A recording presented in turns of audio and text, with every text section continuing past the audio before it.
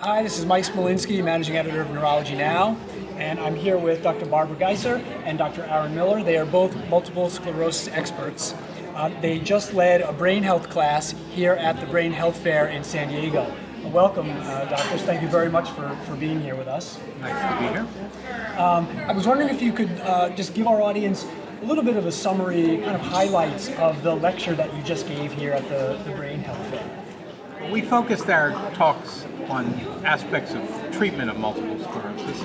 I talked about some of the treatments that impact the natural history of the disease, and Dr. Giesser talked about symptomatic treatment and wellness. And what's really exciting for me, and what I tried to convey to the audience, is what amazing strides we've made in the treatment of MS. From earlier in my career, when we had absolutely nothing to treat the disease of MS with, to now having 9 medicines on the market and another one likely to be approved within the next few weeks. It's really been an amazing change.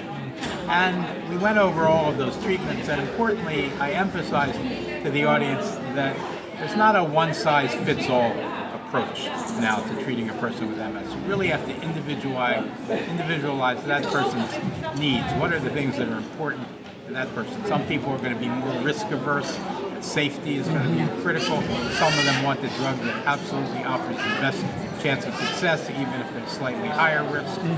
Up until around 2006, we were restricted to the use of self-injected medicines. Now we have medicines that can be given at very infrequent intervals by intravenous infusion, and very excitingly, in the past 2.5 years, we've begun to have oral agents available. Of course, most people would prefer to take a pill than to take a shot. So we went over some of the advantages and disadvantages of the respective agents, and emphasized that new and exciting additional treatments are on the landscape in the near future. That's great. Thank you, Dr. Miller. Dr. Giesser, would you like to talk a little bit about some of the highlights of your portion of the talk? Sure, I was delighted to be able to share the stage with my friend and colleague, Dr. Miller. So the other very important part of managing people with MS, in addition to disease-modifying therapy, are symptom management and wellness approaches. And I think people really have to partner with their healthcare providers, not only in terms of education, but in terms of lifestyle strategies that they can do to feel and function their best. Symptom management and wellness approaches are very important because disease-modifying drugs will help prevent relapses, but they don't improve function.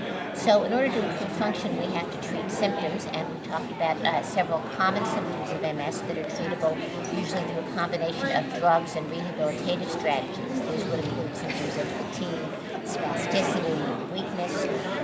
We talked about the importance of exercise. In the bad old days, we used to tell people with MS not to exercise. It was a terrible thing to tell them. And now we've become somewhat more enlightened. We know that exercise is not only very beneficial for people with MS in the same way that it benefits people without MS, which is cardiovascular fitness, bone health, aerobic capacity, but it also may be beneficial in helping to manage some symptoms of MS. These would include fatigue, spasticity, it will improve muscle tone, it will increase endurance. We also have some very exciting animal data that exercise may increase anti-inflammatory proteins, may increase nerve growth factors, may increase nerve growth in a part of the brain that has to do with memory. So we have some very preliminary data that exercise may actually be good for the nervous system. So we encourage people to get on a regular exercise regimen. We talked about other lifestyle modifications such as stopping smoking. Smoking, it turns out, is associated with the progression of MS. We talked about the importance of monitoring vitamin D levels because there are data that low vitamin D levels may help predispose to a relapse.